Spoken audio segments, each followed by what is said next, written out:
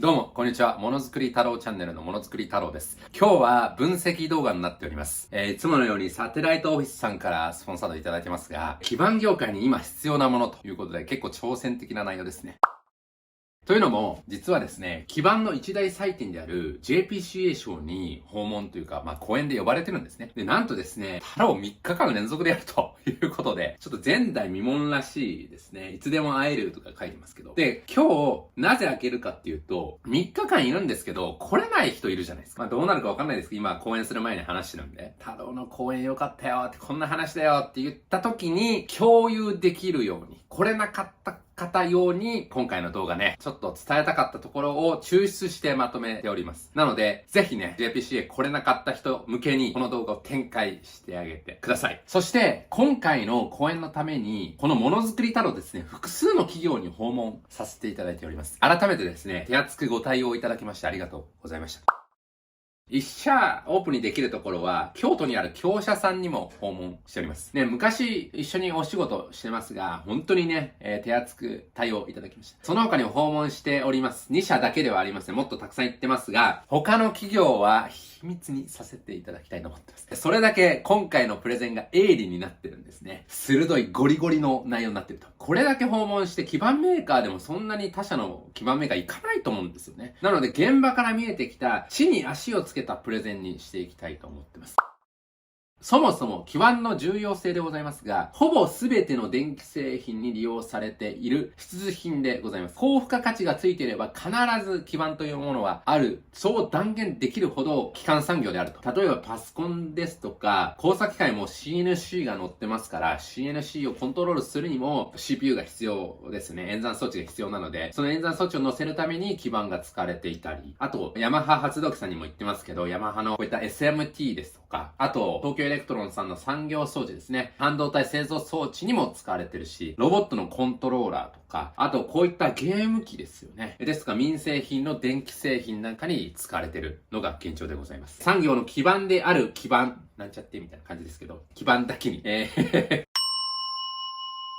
現状を見ていきたいと思ってますと。IC 基板、モジュール基板以外について、世界シェアとしては、現在としてはちょっと寂しいですね。10% 以下になっております。で、モジュールですよね。この赤いところはモジュール基板ということで、最新パッケージのところで触れさせていただいておりますので、今回は触れません。長期的な下落トレンドですね。この緑とかね、薄い青とかありますけど、そういったところの下落トレンドを覆すことができていないと。いう結構厳しい状況にあると。工場見学でこれ感じたんですけど、もうね、正直かなり厳しいというのが、正直なところですね。しかし、俺たち厳しいんだ、ね、余裕みたいなこと言ってたらですね、業界って良くなっていかないんですね。切迫感をいかに醸成していくかが、今後日本産業の復活の鍵の一つであることは間違いございません。なぜですね、この基盤業界が厳しいか。それはですね、日本で力を保有する産業との明確な違いがあります。それはですね、すり合わせの多さが極端に少ないんですね。実際日本で力を持ってる産業何かっていうと自動車ですよね。はい。トヨタ、ホンダ、スバル、日産、マツダ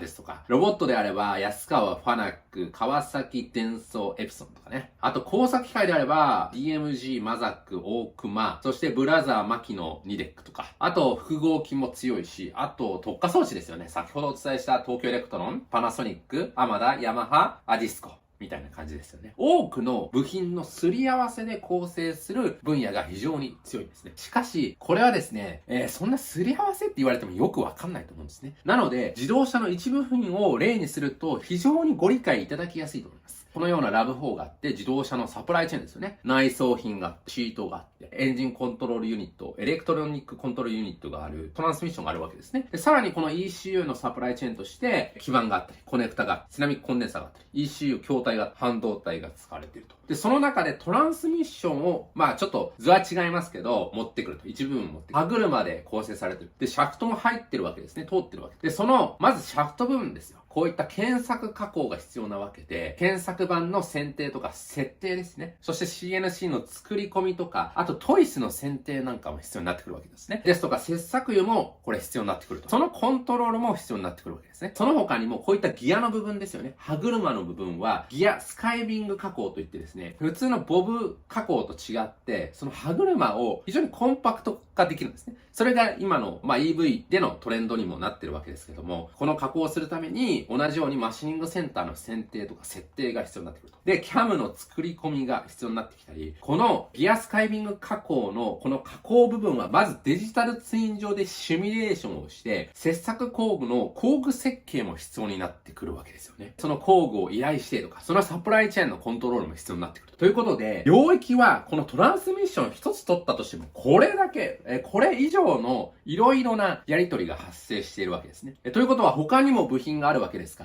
ら、すり合わせの領域っていうのは多岐にわたるわけでございます。装置があるだけでは全く構築することは不可能なんですね。装置をほっといてもですね、その装置のすり合わせとか、部品のすり合わせを考えて設定をしないといけない。装置持ってるだけではなかなかこのアウトプット良くなっていかない。さらに自動車設計は関係し合う領域が非常に多いと。そして複雑に絡み合うため、部署の横断した束ねが必要でございます。これ何を言ってるかっていうと、自動車設計は無駄だらけなんですね。クリエイティブな作業は3割だけ。実はマツダにも僕訪問してまして、ひとみさんと対談をしてるんですね。これはマツダを救った一人という風に言われてますが、この人から聞いた話によると、自動車設計ですよね。無駄だらけってこの人言ってるわけですよ。じゃあその無駄どこにあるかっていうと、例えば力強い走りを目指したい。そういったことであれば、走りを追求するわけですね。で、エンジンを大きくしたいということであれば、じゃあ大きくするには排気ガスが増えるわけですから、そのコントロールも必要だし、そして燃費も悪くなるわけですよね。じゃあ燃費のコントロールも必要だな。そして重量も変わってくるわけですね。バランスがまた変わってくると。じゃあどうするかというと大改造が必要になるわけですね。エンジンが大きくなるわけですから、熱量が大きくなってくるわけで、冷却性能を強化しないといけない。しかし冷却性能を強化するっていうことであれば、またその、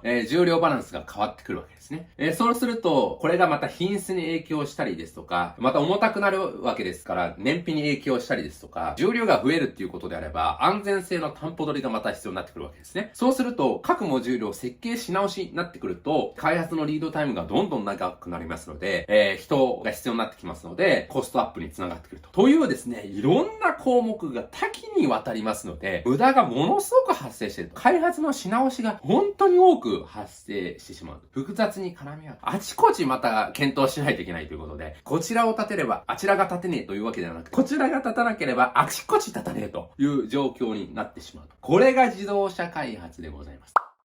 このような部品が3万点必要になってくるんですよ。すごいでしょ。モジュールも非常に多岐にわたり、そういった多岐にわたってるんですけど、勘とコツ、今までの経験みたいなものをですね、すり合わせて、その力で日本っていうのは勝ち抜いてきたわけですね。ああ、なるほど、そうだと。で、一方の基板の生産工程ってどうなってますか？実は大枠の生産工程が決まっており、繰り返すことで生成をしていくんですね。いった基板メーカーにこのようなものがあって、4層基板であったとしても、大きな工程は24工程ぐらいしかないわけですよ。企業によって装置がほとんど異ならないわけですね。ほぼ同じ装置とか、バージョンアップしてますけども、それでサイクルタイムが劇的に変わるみたいなことはないわけですね。例えばネジ締めの工程を溶接にしてあげるとか、FSW の工程にしてあげるみたいなこともないわけでございます。さらに肝となる一部の装置は、どことは言わないんですが、外国企業が丸パクリと、疑惑ってしてますけど、もう外見がクリ卒なんですね。クリ卒。おいおいおいおい、これ日本のどっかで見たことあるぞみたいな感じの装置がですね、海外の工場に行くと、海外製で置いてあったりするんですね。これは許しく事態ではございますが、もうそうなってしまっている。装置の生産性で差があまり出ず、そして日本人が得意であるすり合わせ力を発揮できないようなビジネス構造に陥ってしまってるわけでございます。さらに中国なんかだと非常に人件費が安くてですね、ワーカーの場合2、3万なんですよ。プラス食費をですね、付加して、それプラスでも2万円ぐらいですね。で、寮に住まわせちゃってみたいな。一方日本人だとですね、現場の、そういったご担当の方でもですね、20万円とか18万円少なくとも発生してるわけですよね。派遣の人であれば派遣会社にも払わないといけないわけですから、25万円とか必要になってくると。月単位で1人頭、10万円以上のコストアップが見込まれるわけですよね。さらにそれが100人ぐらいいればですね、月で1000万円ぐらい粗利が差が出てきてしまうと。それが年間だと1億になるわけですよ。これだけ粗利が差がついてくるということであればやべえと。中国の工場の写真見せてもらったんですけど、非常に綺麗なんですね。で、朝朝礼するそうです。不良が出た基板をですね、前に並べて、それであーだこうだ言うわけですよ。品質もっとアップしろとか。そうやって毎日やってるわけですよね。これはやべえという感じでございます。話を戻しましてですね、じゃあこういった基盤の製造ですよね。こういった製造の生産プロセスからですね、無駄を削減するなら搬送領域なんですよ。24工程あるっていうことは、それだけ基盤とかですね、人が移動してるわけなんですね。しかしながら、ここにも問題がありまして、あくまで例なんですけど、こういった建屋があるわけです。で、この建屋は昭和の家電が元気だった頃の工場を使い続けてるわけですね。新たな基盤用に工場を新築で建てましたみたいな感じじゃないんですよ。そうするとですね、工程ごとに階層を移動したりとか、建屋が違うわけですよ。ということは、搬送せざるを得ないような状況になっていると。搬送の無駄が大量に発生していると。この搬送の無駄ってお前言うけど、そんなに無駄なのは、このトヨタ生産方式では、ここの無駄なところですよね。どういう風に位置づけてるかというと、搬送というものは、何ら必要のないもの。はい。究極の無駄と言ってるわけなんですね。と定義してるほど無駄なわけなんですね。日本の工場にはこの無駄が非常に多く発生しておりますし、その現場担当もあまり気づいていないと。しかしながら発生せざるを得ない構造になってしまっている。ここがビジネスのジレンマですと。しかしながら投資が難しいわけですね。そして過去これ投資やっとけばよかったじゃんっていうふうに思うかもしれませんが、これはまた難しかったんですね。なぜかというとですね、当時の状況を鑑みると、その品質とか言われてた時代ですよ。で、これ実はですね、半導体も同じで、すでに投資合戦の模様を呈しており、判断が非常に難しかったんですね。例えばですよ、営業利益率が 5% 取れてるか取れてない中でですよ、工場をバッカーン建てると。しかも土地代も建設費も高い日本でですよ。そういった判断が果たしてできるかっていうとなかなか難しいと思います。半導体も実は同じビジネス上のジレンマに陥って日本は敗れ去った過去がございます。そもそもこの半導体が出てきた頃は、このアメリカによって半導体がビジネスに昇華された。で、その後プロセス技術を日本人が革新してですね、ぶどまりを非常に良くしたんですね。日米との間で不平等条約とありましたが、次の段階としてはサムスン、インテル、マイクロンのようなですね、トップマネージメントによって戦略的な投資とか国の補助金をガバガバ使いながら量産体制を確立していったんですね。ここで日本人っていうのは投資に足踏みをしてしまった。事業部の一部門だったからなかなか投資が難しかったんですね。そして今は TSMC がバリエーションという新しい価値を作り出して破竹の勢いになっていると。で、現在ですよ、異彩を放つのは当時の判断を冷静に実行した企業ばっかりなんですね。アクションを取った企業が生き残る。これは世の常でございます。はい、市場を絞った企業ですとか、研究開発やバリューチェーン変革をした企業だけが残っている。例えば、冒頭にお伝えした業者さんですよね。投資合戦を回避するために、ビルドアップ基盤とか多層基盤、これは投資をめちゃめちゃしないとやべえと。だから、あえて型番基盤に注力することで、その業界ナンバーワンをもぎ取ったと。訪問して分かったんですけど、現在も圧動基盤などの新製品の開発をしっかり実行してるわけですよね。車載向けに俺たちは挑んでいくみたいな。で、車載向けだと EV が来るぞ。大電流が流れるわけですから、圧動基盤が必要になるわけですね。開発もしっかりやってると。パッケージの動画見ていただくと分かると思うんですが、イビデンとか、新興さんですよね。彼らはすり合わせ容器が非常に高い高価価値商品にシフトしてるわけですね。例えばインターポーザーの下のサブストレートの穴開けなんかはですね、振動を吸収しながら穴開けをしないといけないんですね。装置を買うだけではできないわけですよ。要するに非常に高度なすり合わせが必要です。さらに現在も投資リスクをめちゃめちゃ取ってるわけですよね。称賛してあげたい。CMK ですね。日本のサプライチェーンを鑑み自動車が強い。攻める領域を車載に注力して生き残ってきたわけですよね。名前は開示できませんが、僕が訪問した企業さんですね。ここも結構営業利益、基盤メーカーの中で良かったです。何をやってたかっていうと、お客さんからもらった基盤設計情報をですね、自社で CAM を修正して生産性をものすごく改善していたと。なのでバリューチェーン変革をやってのけたわけですよね。領域を絞ってるですとかバリューチェーンを変革した企業が今の生き残ってる。で、何でもやるみたいな方向性だとですね、今難しくなってきてると。NVIDIA のですね、ジョンスンファンもこのような話をされてるんですね。多角化しすぎた日本の半導体産業が戦う市場を選択集中した NVIDIA に勝てるわけがないだろうって言ってるんですね。非常に冷静ですよね。彼らも冷静だったわけですよ。いずれにしろ、行動が必要だったんですね。しかしながら当時の日本っていうのは、これまたさっき難しいって言ったんですけど、投資判断が難しい状況があった。日本にとって不幸だったのが、大手電気8社がですね、EMS ビジネスで敗退したことなんですね。はい、EMS EMS ビジネスというものは、こういった台湾のフォックスコンとかペガトロンに代表されるように、こういった中国に超安い人件費で組み立てると。破格とも言える人件費及び、すり合わせ領域が少ない家電等の受託生産をかっさらっていったわけですね。同時に基盤生産も中国シフトをしていったわけです。実際に日本の基盤の生産高を見てみると、2000年ぐらいから急落してるんですね。ここから台湾の EMS が台頭してきたわけなんですね。その失った電気、受託生産の市場っていうのは50兆円以上と言われています。この分、やっぱり元気がなかったわけですよ。電子が負けてった中で、じゃあ中国に工場を作るかって基盤のね、乗るか反るかっていう判断が必要だったんですね。ドクター中原氏の資料を引用してますが、現在ですね、1位、2位を占めるのが台湾企業なんですね。もちろんこの EMS とどっぷり使ってやっていったということは、想像に難くないんですが、ビジネス動態を見極めた企業が現在の地位を獲得していると。しかしですね、ネガティブな話ばっかしてるわけですが、基盤産業は日本にとってなくてはならない産業なんですね。いろんなものに搭載されてるし、品質もいいわけだし、そして軍事も必要なわけなんですね。基盤がですね、外部に出てしまうと、回路が全て丸分かりになりますから、これまた危ないわけでございます。こっから光の話でございます。日本の基盤製造メーカーにどういったことが必要なのか。とにかく、搬送の無駄が多いわけですね。結構大手に僕言ってるんですよ。売上100億円以上の基盤メーカーに言ってます。どういう風に、これ人員配置してるんですか？実はその生産管理も人依存っていう風に言われてました。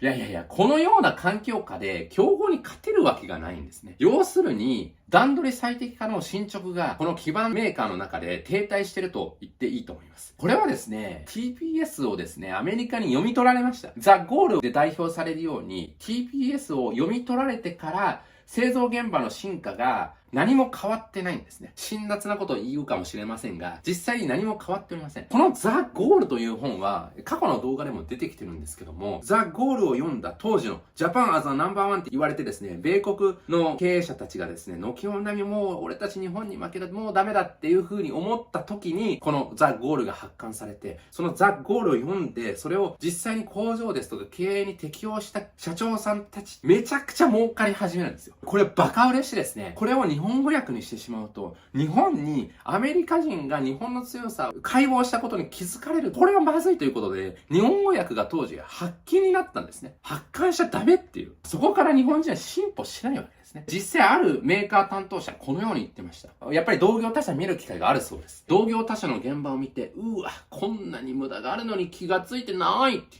もったいないって。もったいないんですけど、ね、製造業の風土的に、いや、御社の基盤の作り方、無駄ばっかりとか言えないわけですよ。そんなこと口が裂けても言えないと。伝わんないんですね。無駄がまだまだたくさんありますと。日本人が知らないうちに、海外勢は日本が開発した世界屈指の TPS 生産システムを模倣して、それをデジタライズしてきてるわけですね。例えば Amazon ですよ。どこかの動画でとは言いませんが、Amazon は税金を払わずですね、そしてビジネスしてる。普通さ、製造業って営業利益出してさ、その営業利益から税金取られてさ、それで道路とか作ってもらってさ、サプライチェーン構築できんじゃん。で、Amazon って運搬で儲けてんのに、その税金を払わずですよ、当時。それで儲けてたわけです。次の投資ばっかしてですね。そんなクソ企業みたいな発言したら、ここはカットしてくださいとか言われてですね。はぁって思いましたけども、話脱線しました。話を戻すと、Amazon 何をやってるかっていうと、巨大な倉庫を構える企業で、すべての荷物の搬送ルートをシミュレーションして、そして実行してると。作るときもこのシミュレーションをしてどういったような搬送設備にしようかっていうことを決定してるんですよ。手搬にしようかって。実はですね、ある展示会で見てですね、Amazon さん利用してるんですね、みたいな話になって。グローバルでどのくらいのライセンスを利用してる企業があるんですかって聞いたら、約1000社。もう1000社って、数千社って言ってたかもしれませんが、1000社を超えてますっていう風に言われてました。じゃあその中で、日本企業どのくらい使ってるんですか？わずか30社。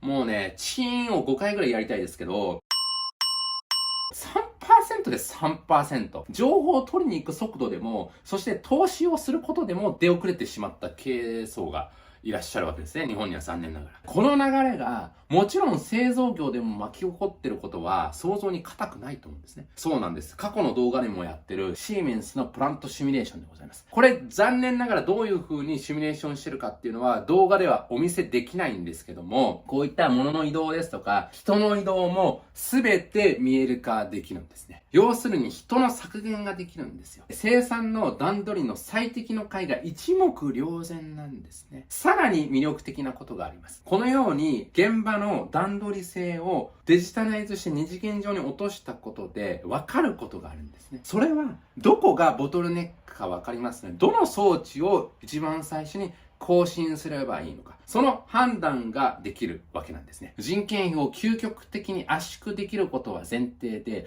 どこにスループットのボトルネックがあるのか分かります。冷静にどの工程に投資が必要か判断できるんですね。どの工程に人員をつけたらいいのか。この工程は人員が多すぎるなっていうことまでわかります。あくまで一例の効果でございますが、計画作成時間は2時間から10分になります。納期、残業は0時間。そして在庫も 30% 減らせますし、50% 減らしたメーカーもあります。さらに作業者担当者は30人から26人になると。年間で5000万以上ですよ。5000万以上。業種によってこれ1億以上効果出るんですよ。1000万程度の投資で。じゃあどうですか？僕が言ったもっと大きな工場でこれ想像してみてください。数百人が働いてるんですよ。めちゃくちゃ効果高いと思いませんか？どことは言いませんけど、基盤メーカーですね。超大手です。もうこのプラントシミュレーションで運営してるんですよ。速攻で取りに来るべきソリューションなんですね。これ僕がですね、プレゼンで見せてあげたら、とか悩んでまして、もうそういうレベルじゃないんですよ。速攻に取りに来てくださいと。僕に、問い合わせていただければ、このシミュレーションね、バックアップできるようなところも紹介してあげますよ。最初は支援が必要だが、これ自社だけで運用ができるようになるんですね。もちろん、この、デジタライズすることによって、その二次元上で分かるのを数値で判断できるので非常に冷静になるんですけども、TPS だけでも効果があると。JPCA さんが主導するダントツものづくり事業ですね。トヨタ生産方式をもとに現場のムラを低減できます。このように毎年表彰も行ってて、実際にここがダメとか、こういった風にしなさいっていう指導も受けられるんですね。表社も段取り最適化の考え方を適用して 20% も生産性を改善できたんですよ。片面基盤でナンバーワンでもうかなり煮詰められてるだろうと思われるじゃないですか。だけど 20% も改善できた。強制より売上額、利益率劣る企業どうですか？もっと効果出ると思いませんか？検査装置とワークの距離をこのように短縮することも、こういう地道な活動をやってたんですね。なるほどと。補助金も出るそうでございます。人を絶対派遣してください。そしてもう一つ思ったのが、UL 認証そもそも必要なんですか？僕、評価機関で働いてましたから、よくわかります。UL はビジネスでやってます。JQA とか JET とはわけが違うんですね。一部では本当に意味があるんですか？ OEM とか、ティアワンさんとか、家電メーカーで基盤依頼してるメーカーも実際に言ってあげてください。というのも、その認証にお金が必要なんですよ。そのお金分コストがあるというふうに思った方がいいですね。彼らってどういうふうにやってくるかっていうと、UL ジャパンですよ。これだけの際で再認証しますとか、追加費用数百万とか言ってくるわけです。ハロゲンフリーの FR4.1、フェラーが収素の代品になって、改めて UL90 に準拠するか、みたいな。基盤メーカーにとってめちゃめちゃ大きな重しなんですね。もちろん大量生産するところは、その大量生産の中で、この UL の承認費用っていうのは相殺することができたりするんですね。しかしながら中小なんか非常に厳しいわけですよね。米国出荷向け以外は、もちろん米国出荷向けっていうのは UL の認証必ず必要だと思いますよ。それ以外は別に必要あるんですか？しかもですよ、僕、評価機関で働いてましたから試験もやってましたよ。こういったものって担保取り、評価設備やって構築できたりしないんですかね？おそらく僕可能だと思うんですよ。しっかりその企画にまとめられてるわけですから、それを日本語翻訳して、英語を読める人がやればいいと思いますけど、こういう試験が必要なんだね。それをデータとしてまとめとけばいいわけじゃないですか。P とかも自己認証ですから、そうやって安全担保取りをできてればいいわけですよね。本当に必要かの再確認が必要じゃありませんでしょうか。続いて 4M の認識合わせにボトルネックが存在していると。特に自動車業界においてのバリューチェーンの変革が必要でございます。この 4M って何かっていうと、もしくは 5M と言いますが、マテリアルですね。材料、材質、部品、メソッド、製造方法、マシン、機械ですね。メジャーメント。測定検査。そして最後はどれを 4M に取るかっていうことはあるんですけども、この4要素の確認作業が全時代過ぎなんですよ。装置メーカーとか工具メーカーが基板メーカーでもいいと思いますよ。こういった加工方法の変更を提案するじゃないですか。それをティア1メーカーで確認するわけですよ。その確認をもとにですね、OEM 先に確認するみたいなことをやってるわけですね。都度確認が必要で、都度人に来てもらってこれで問題ないですかみたいな、もう全時代的なことをやってるわけですよ。しかも工場ごとでこれ再認証をするみたいなですね、4M の確認とか言ってですね、品質担保とか言ってるわけですよね。しかもこのティア1がですよ、必要ないところまでケチつけてくるんですよ。どことは言いませんけど、それって本当にサプライチェーンのためになってますかって。さらに改善提案が受け入れられるのに、こういったかなり障壁がいくつもあるので、こういった基板メーカーとか装置メーカー、工具メーカーはですね、そこに旨味を感じないんですね。めんどくせえ。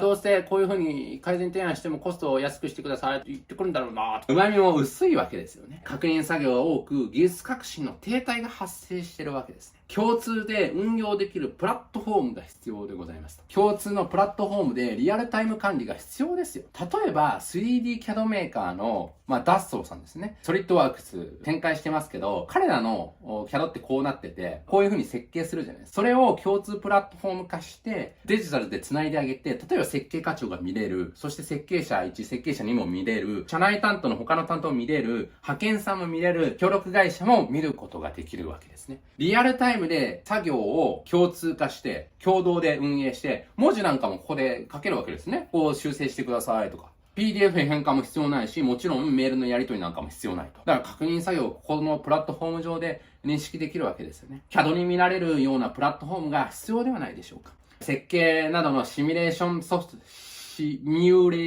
フトとの連動を図ってあげたりして、もうそこで終わらせてあげるみたいなことが必要ですね。そうすれば、都度確認ね、だいぶ削減できると思うんですよ。このパターンの引き方とか、穴開けの方法とか、ドリルこれ使ってほぼ変わらないですねとか、その担保取りとか。これはあくまで僕の構想でございますが、今のキャドってこういう風になってるんで、そういった発想が必要ですよね。欧州メーカーとか中国メーカーが CAE でこれやってきた時に、日本メーカーやばいですよって感じですよ。これね、触れるんかって感じですけど、JPCA から仕事をもらってですね、JPCA を切るっていう感じですね。プレゼンスの低下があると。危機感を醸成できてない部分がある。もちろん、ダントツものづくり活動とかいいと思うんですよ。非常に素晴らしい活動だと思います。呼ばれておいて、お前それ言うかって感じですね。過去の講演資料と見せてもらったんですが、直近の受注の統計などをですね、それをまとめて発表したところで、ほぼ付加価値ないんですね。それ誰が聞きたいのって感じですね。雑誌でもう見れるやんって感じですね。基盤メーカーは、じゃあその情報を取りにですね、訪問することに対してですね、意義を見出せますかと。そして日本上位20社のうち参加企業は今年たったの7社ですけど、驚愕の半分以下になってると。いろいろな要因があるみたいですが、結果論として半分以下になっていると。一方ですね、台湾で開かれている TPCA ですよ。その機関誌を見たところ、度肝を抜かれました。情報流度ははるかに JPCA を凌駕していると。本気度が違うわけですね。車載基盤の国際基準 IPC6021DA を一つ一つ解説していると。42個の対策案を精密に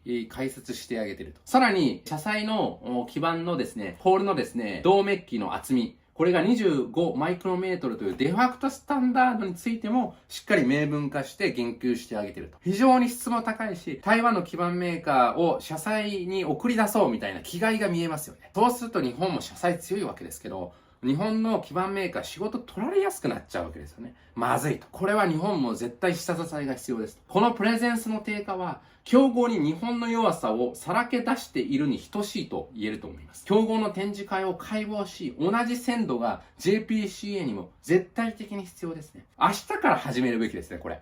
プロジェクト化して、いや、俺たちどうしようと。TPC がこういうこと言って、最初模倣でいいと思うんですよ。模倣ってバレない程度に模倣すればいいと思います。僕もこれ取り上げるか迷ったんですけれども、やっぱり今の日本の基盤の状況を見ているとですね、忖度している猶予がいろいろ残されていないんですね。この事実を日の元にさらすか、当然僕も悩みましたと。しかし、ある基盤メーカーのですね、担当者の口から衝撃の発言を僕聞くことになります。最新情報は TPCA から入手すると。JPCA には行かないって言ったんですよ。まずい。これはまずい。日本のメーカーの担当者って優しいですから、その優しさがジレンマになってるんですけど、JPCA の担当者に言わないわけですよ。楽しみですねとか言うわけですよ。こんなこと口が裂けても言いませんと。だったらものづくり太郎が言ってあげましょうと。というのも、この JPCA の僕は期待があるんですね。JPCA っていうのは日本を束ねる大切な組織なんですね。その組織の切迫感の醸成が絶対的に必要であると。ダントツものづくり活動など素晴らしい取り組みが始まってきました。それも事実ですと。しかしながら、競合観点ですね。競合の解剖は今の JPCA には必要不可欠なんですね。そして、プラントシミュレーションなどの製造業の大きなトレンドですよね。そういった情報を取りに行くと。こういったことは日本の企業にも必要不可欠でございます。上流の基盤メーカーは発信していってほしいと。OEM とか車載企業ですね。先陣を切っていただきたいところですね。いやいや、こういう風にさ、プラントシミュレーション使ってるからさ、お前らも使えよ、みたいな。段取り性めちゃめちゃ無駄やん、みたいなことをね、言ってってほしいんですよ。とか、シミュレーションソフト取りまとめとか言ってですね、プロジェクト化して、売上だけでかいわけじゃなくてですね、そういったことをやってほしいという感じですよね。本当に業界のこと見てんのかなっていうところもあるけども、なかなかエネルギーが必要ですから、松田のね、ひとみさんなんかコンソーシアム作ってますけど、あれにはかなり馬力が必要なわけですよね。しかし、やっぱりこの日本の基盤っていうのはものすごく重要ですから、いろんなところに期待させていただきたいと。はい。こういったやっぱり最新動向をお伝えすることによって、もちろんその車載向けだけではなくて日本が強いパッケージの基盤でもいいと思うんですよね。イビデンとか新興電気工業とか、もちろん車載もですね、強さを誇るメーカーを守るとか、バックアップするとか、こういったコンソーシアムありますよとか、そういったものって必ず必要になるし、イビデンとか新興さんって、この JPC 参加されてないんですよね。だからそこが寂しいというところで、そういうところ触れてくれるなら俺たちもちょっと参加してやるかみたいな感じで振り向いてくれると思うんですよ。で、やっぱりそのね、先頭走ってますから、彼らからね、パワーをもらいたいと。彼らが参加してくれれば、やっぱり展示会もね、非常に熱いものになると思うんですよね。はい。ということで、パッケージ、車載でも結構でございます。何かプレゼンスをね、得れるような活動にしていってほしいということで、期待を込めてね、ここを締めたいと思います。そして、最後でございますが、IPC 企画に送れるJIS企画ということで、JIS企画が一部ガラパゴス化してる可能性があるということで触れさせていただきたい。これは僕も玄人ではないので、詳しい人、ぜひコメントで教えてくださいと。しかし、言えることとしては、各メーカーの使用書が日本っていうのはJIS規格に準拠している場合が非常に多いそうです。しかし、このJIS C5014 プリント配線版の制定は1988年と非常に古いと。そして内容が文章のみであります。一方 IPC 規格はですね、非常に視覚的で分かりやすいんですね。図があるし、本当にいろんな図があるんですね。これだけじゃないです。しかもカラーで載ってたりすると。さらにポリイミド、フッ素、フッ素なんか今後のトレンドになるかもしれませんが、こういったフッ素系の基板とかですね、金属系の基板、当該規格がないわけですよね。ここも寂しいと。約20年前の規格ということで、20年前というか、もうちょっと前ですね。一部規格が歯抜け状態になっていると。使用を決定することに、このJIS規格に基づいて使用を決定することに期間を醸成すると。それじゃちょっと危ないかもね。というのも、海外は IPC を見てるわけですよ。そこと差が出てくるとまずいと。知らず知らずのうちに海外企業との差ができる可能性があるわけですよね。ということで、詳しい人を教えていただきたいという感じですね。はい。ということで、今、基盤業界に今必要なものですね。JPCA プレゼンツ、コラボ企画でございました。はい。ということで、解説以上でございます。お疲れ様でございました。いかがでしたでしょうか。今回は展示会との企画でございましたが、このようにですね、ものづくりに関連する動画いつもアップロードさせていただいております。今回は電子電気でしたけど、工作機械でしょ、FA でしょ、半導体と。もう多岐にわたるね、製造業のコンテンツを取り扱っておりますので、ものづくり業界で働いている方、そしてものづくりが好きな方、そしてものづくり太郎に興味を持った方は、チャンネル登録してあげてください。応援してあげてください。そして一つでも今日いいねが刺激になれば、いいねマークを押していただければ幸いでございます。最後でございますが、次回ですね。で、次回の動画に行く前に、スポンサー動画でございます。どうぞ。スポンサータイムでございます。一つから発注できる段ボールはアース段ボールでございます。なんと標準品が2000種類もあるし、オーダーメイドもできるし、販売も0円からとなっております。アース段ボールでチェック。ということで次回は、お待たせしました。ヤマハ発動機ですね。ヤマハさんに行ってきました。ということで、実はここ、僕の元職場とも関係があるんですね。僕の経歴をね、一つ剥ぎたいと思っております。ベールを剥ぐということで、これはね、神回間違いなしでございますので、どうぞご期待ください。ということで、次回の動画で会いましょう。じゃあね、バイバイ。しました。